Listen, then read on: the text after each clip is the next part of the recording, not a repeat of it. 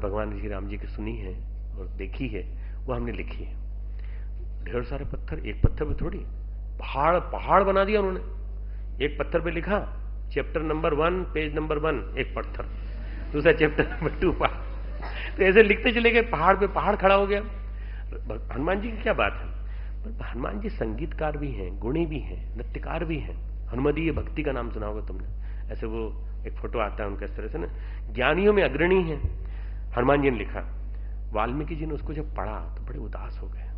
वाल्मीकि जी ने देखा कि तू बड़ा विद्वत्ता का परिचायक है, और ऐसा ऐसा इतना सुंदर ग्रंथ, तो उनको उदास देख करके हनुमान जी को बड़ी निराशा हुई। उन्होंने कहा मेरी कथा में कोई खोट रह गई, इसलिए उदास हो गए हैं। ये तो इतने विद्वान हैं, आदि कवि हैं, गलत हो गया होगा। तो उन्होंने कहा आप ठीक कर दीजिए प्रभु, अगर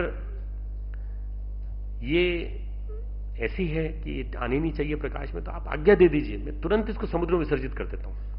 परंतु आप अगर ये कह सकते हो कि थोड़ा बहुत करेक्शन होने से ठीक हो जाए, थोड़ा बहुत अगर आप कहें तो ठीक कर दूं मैं।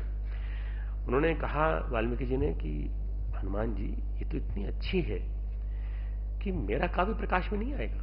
अगर आपका काव्य आ गया तो मेरा काव्य प्रकाश में नहीं आएगा। मेरे काव्य को नंबर 2, नंबर 3, नंबर 4 पे रखा जाएगा, आपका तो नंबर 1 है। जब आपका ये है तो मेरा यश तो पूरा नहीं होगा, और यश पाने की मेरी इच्छा थी, इसलिए मैंने भगवान श्री राम का काव्य लिखा। इतनी सी बात, बस आप धरित्री के आदि कवि हैं, पहला अधिकार आपका है, आइए बैठिए। एक कंधे पे वाल्मीकि जी को बिठाया, एक कंधे पे उस सारी ग्रंथ को बिठाया जो पहाड़ के रूप में था। हनुमान जी की लीला थी, सारे के सारे पत्थर उठाए और कंधे पे रखे, और एक कंधे पे वाल्मीकि जी, और लेकर के समुद्र के पास गए, और समुद्र के पास जाकर के वाल्मीकि जी को प्रणाम करके उनसे आज्ञा मांगी, और उसके बाद सारे पत्थर, सारे मतलब पेजेस, ये मान लो सारे पेजेस समुद्र में विसर्जित कर दिए। ये भगवान की लीला है, यह हनुमान जी की लीला है। वाल्मीकि को शोभ हुआ, उस अंदर ही मन कि मेरी वजह से हनुमान ने ये कर दिया, लिखा लिखाया ग्रंथ इतना सुंदर, उन्होंने कहा पूरा विसर्जित कर दिया। बोले इसके बजाय तुम मुझे समुद्र में फेंक देते, तुमने ये क्या किया। परंतु अब तुमने जो इतना बड़ा उपकार किया है कि मेरा ग्रंथ प्रकाश में आए, वाल्मीकि रामायण प्रकाश में आए, तो इस उपकार को पूरा करने के लिए हम एक जीवन और लेंगे, हम एक जन्म और लेंगे। ऐसा कहते हैं कि ऋण पूरा करने के लिए वाल्मीकि जी ने तुलसीदास जी के रूप में नया जन्म लिया, और वो जन्म लेने के बाद तुलसीदास जी के रूप में रामचरितमानस लिखा।